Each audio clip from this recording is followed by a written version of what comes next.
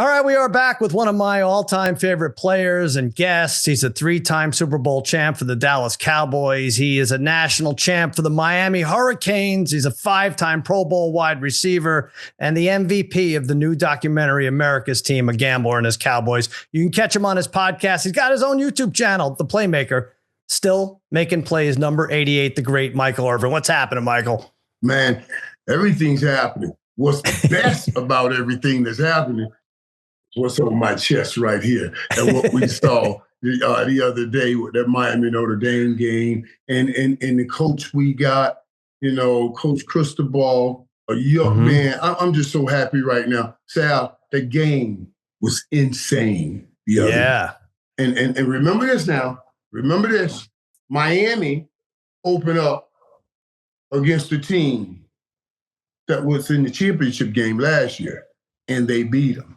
Right. Dallas opens up against the team that was in the championship last year.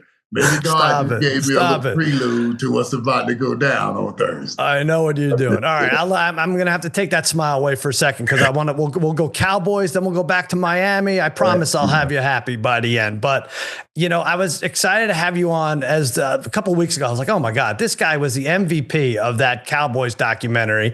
And but then I was like, I'll have Michael on. I'll talk to him about that. We'll talk about the Cowboys season, could go either way. Micah Parsons will sign, and then our beloved Cowboys go and trade him. And I was shocked, and you were shocked. Are you any less shocked 3 days later? I am not any less shocked. Sal, I say I'm not any less shocked. As a matter of fact, I sat here today and I listened to his agent speak on First Take. And I'm more shocked because the agent's coming out now, and I guess they probably have had so much backlash because they don't even know the power of Cowboys Nation. He came on and said, Michael wanted to be a Dallas Cowboy. He wanted to be a Dallas Cowboy. Then everybody's telling you did a great job. And to move that number from a perceived 41 to a perceived 47 is great. I heard them, they say they had 40 million on the table, about 40 and a half from Jerry. And listen, you didn't do Michael any favors by moving him to Green Bay, even for that jump that's perceived. Michael had a $100 million podcast sitting here. Now, the years and everything, I thought they should have gotten something done. Both guys should have put down their egos. Jerry Jones and Dave Mugalato. I don't want to disrespect him, man. I just don't know. That's all right. Yeah. Mugalato. They should have put down their egos and given the client what he wanted. The client, both sides, and that's what Michael wanted. I know that's what he wanted. But they convinced him, and now he's over there, so I'm happy for him. But I am still shocked by it, devastatingly shocked by it. And I knew Jerry was hurt when I saw him up there. So obviously it had gotten to a place that, okay, we no longer can do business together. And that's the sad part because Michael is the one that suffers, I believe. I think the reason you're shocked and I'm shocked still to this day is because we've seen this over and over from Jerry, right? As a player, you saw it in the documentary. Emmitt Smith held out even 2 games, right? So last year, CD was August 25th-ish, right? So we're like, okay, we know the game they play. If Jerry wants to lose money, maybe he should have extended him when everybody else gets extended. That's his business. But everybody ends up getting signed, and he didn't get signed. And my thing was, the timing was very bad because you probably could have gotten more from Micah in March. You probably could have gotten more from him last year. You probably could have gotten more for him 3 weeks from now, if you think about it. Or Micah would have been itchy to play. He wouldn't have been wanting to cancel those paychecks, $4 million at a time. But see, his agent came on today and said exactly that. His agent came on today and said, no, Michael wasn't going to miss any games. And we made that perfectly clear that we had to. We would play on Michael's not going to miss any game. And I was like, I wrote down notes. I'm gonna tell you something. I wrote down notes because I'm gonna talk about it later on my part. In the locker room, I wrote down notes. He said there was a leadership meeting that turned into a contract conversation. I had heard from Jerry that Michael called them when he was coming back from vacation. David said Jerry called Michael or somebody from. All of these things are getting thrown out. What I'm saying, the first statement he gave was today, Michael really wanted to be a Cowboy. We all know he grew up wanting to play and how much he loved the Cowboys. You don't got to say any more to me. That was your job to get that deal done right here in Dallas. So I'm just saying I'm sad by that. And I'm hoping Michael the best. I'm hoping for him the best. But all of that you are saying, and honestly, there's no state taxes here. That's money. So I saw an article and it said if he made $47 million there and it would have made 41 here, or 47 million there and 41 here, you still take home about the same much money a year. Yeah. There's something like that, something like that. The endorsement potential probably better in Dallas. Ain't no press up, Sal. Ain't no probably. Nobody cares about what's going on in Green Bay. Michael had a podcast that was going to be headed down to be sold for $100 million. You think there's still value there? You think people going to wake up every morning and turn on the show, they turn on First Take and all that stuff, and they have on something saying, Micah Parsons said this today. No, but they did it every day with Micah Parsons being here. Yeah, that's value. Right. That's value that they let walk out the window, walk out the door, that they did not count. I don't know, just they count. I don't understand it, but I guarantee you it will not be the same. Yeah. We will not be leading shows with what Michael Parsons said. Not to mention he has to live in Green Bay now, so we don't have to. That's another thing. I don't know what kind of price tag you put on that.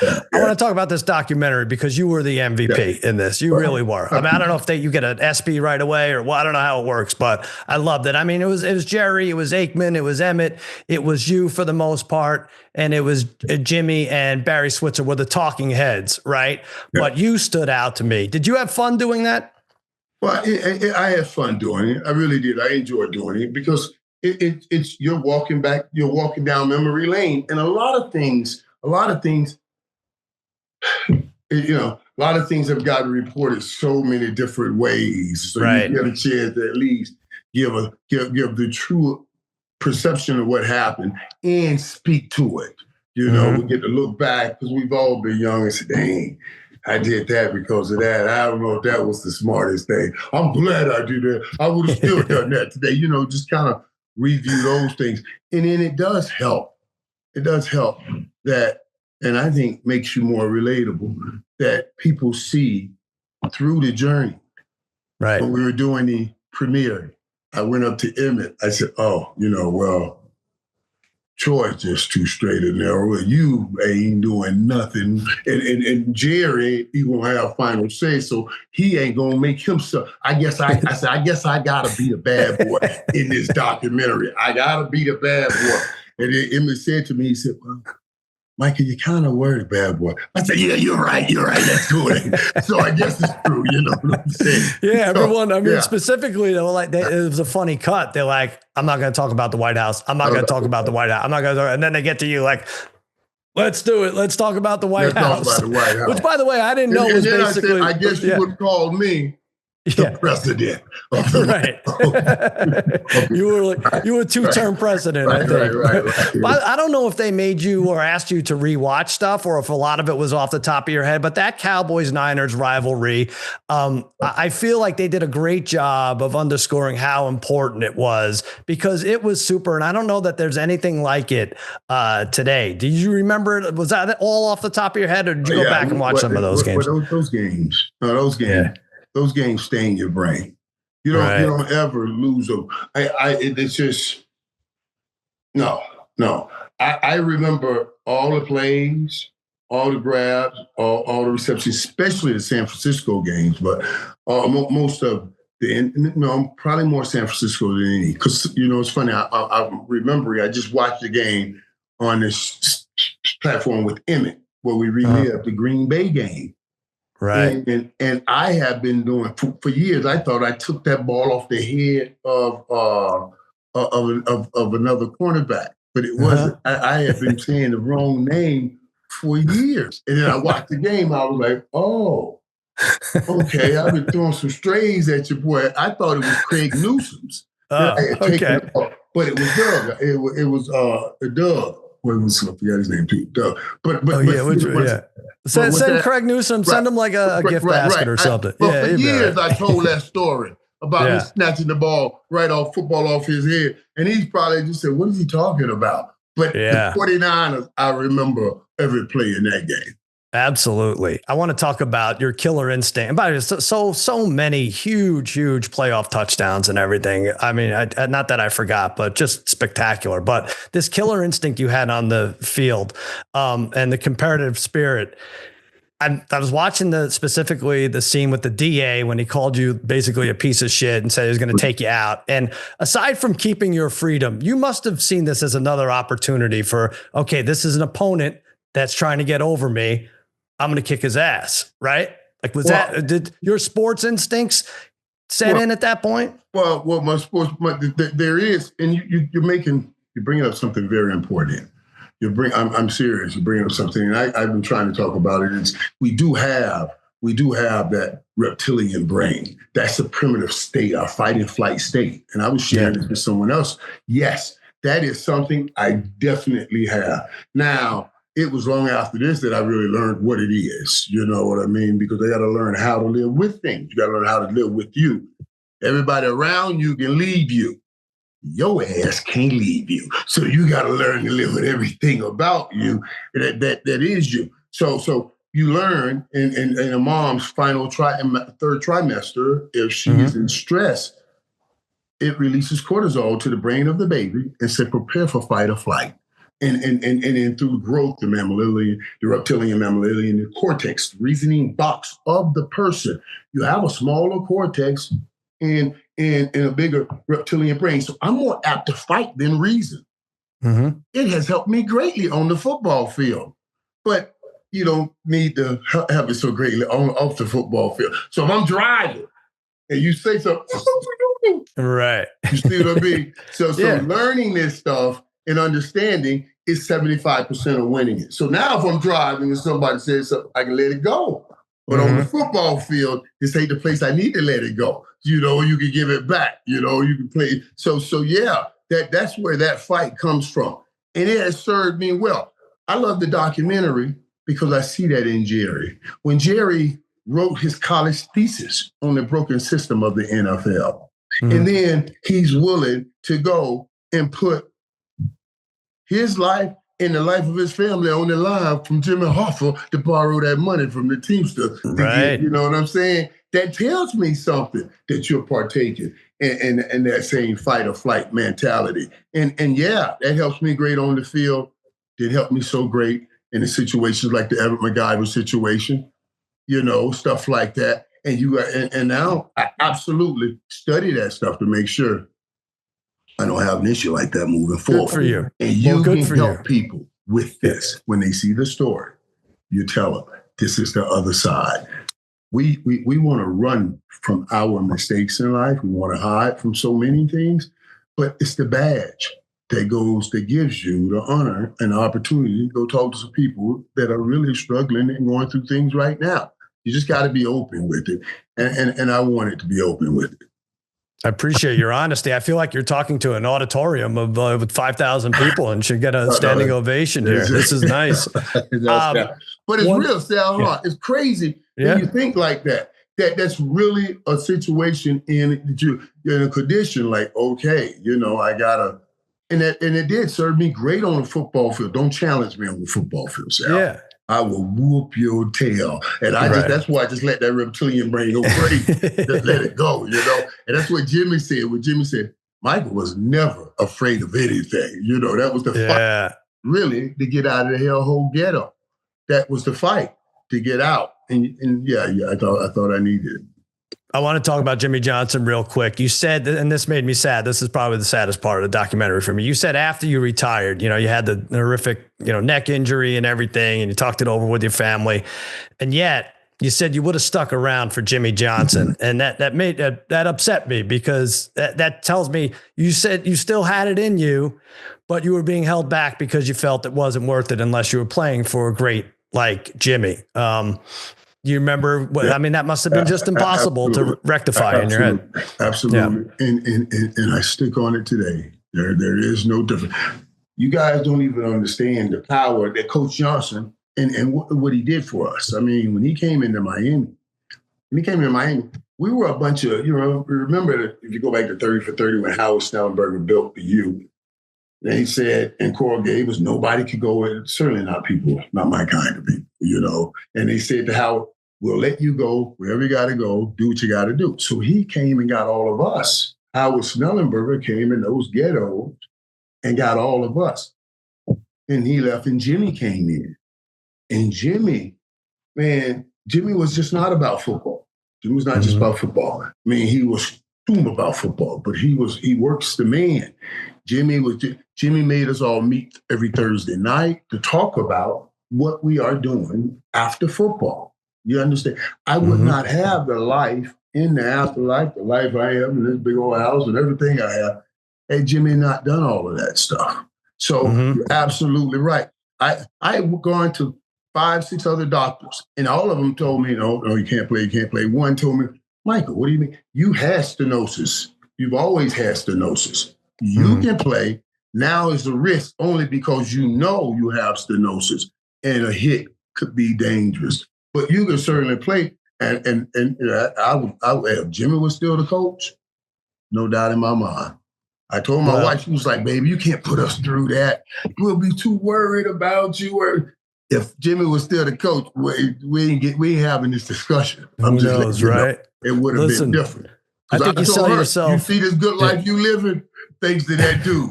I'm going to catch this rock for him and get it right. So, I would have said it like that. I love the dude, man.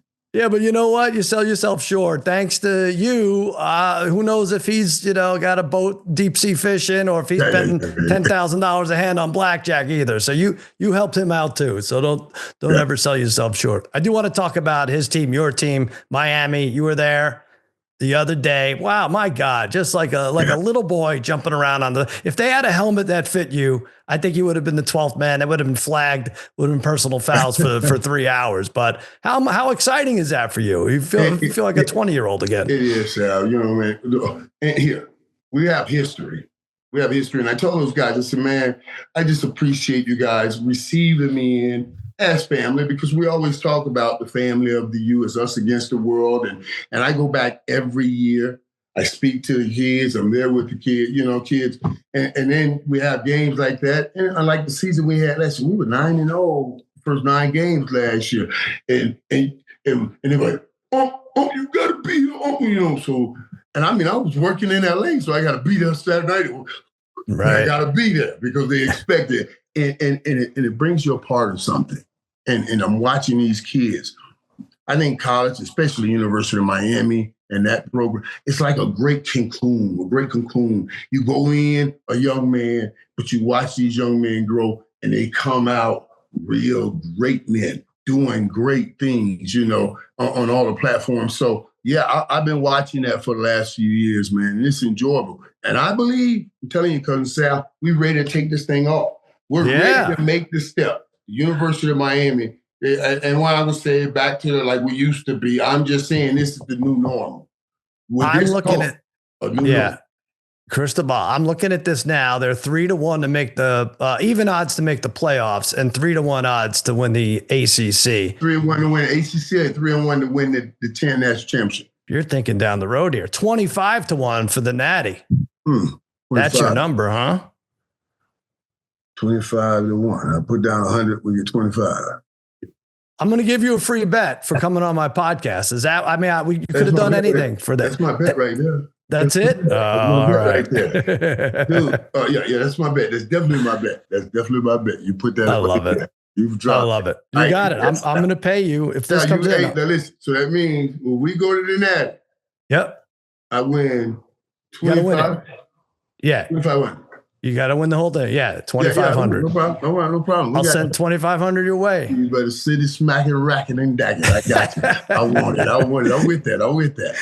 One more thing. I thought maybe your free bet would be offensive rookie of the year. Do you like any of these receivers? It's been a couple of years since a receiver won rookie of the year. Hunter is 10-1. McMillan, you get 12-1. Egbuka, 16-1. The kid from Green Bay, Golden's 22-1.